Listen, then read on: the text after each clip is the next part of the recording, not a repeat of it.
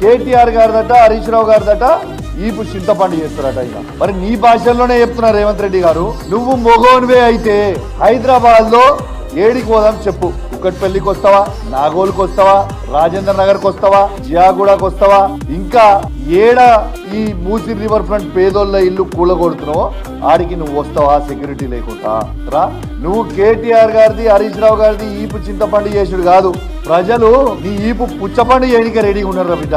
నువ్వు నోటికి వచ్చినట్టు మాట్లాడుతా ఉన్నావు, నీ ఇష్టం వచ్చినట్టు మాట్లాడుతా ఉన్నావు. నీ ఈపు పుచ్చపండు కావడానికి రెడీగా ఉంది. చాలా త్వరలోనే నీ ఈపు పుచ్చపండు ప్రజలే చేస్తారని చెప్పి సందర్భంగా తెలియజేస్తా ఉన్నాను. ఇవాళ పేదోళ్ళ కళ్ళల్లో రక్తం చూస్తా ఉన్నావు నువ్వు, రక్తం చూస్తా ఉన్నావు నువ్వు.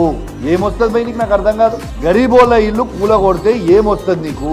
వాళ్ళని ఎందుకు ఇబ్బంది పెడతా ఉన్నావు? వాళ్ళ ఉసురు ఖచ్చితంగా నీకు తాకక తప్పదు. ఇలా రేవంత్ రెడ్డి గారు ఒక సైకో సీఎం గా అయిపోయిండు. రేవంత్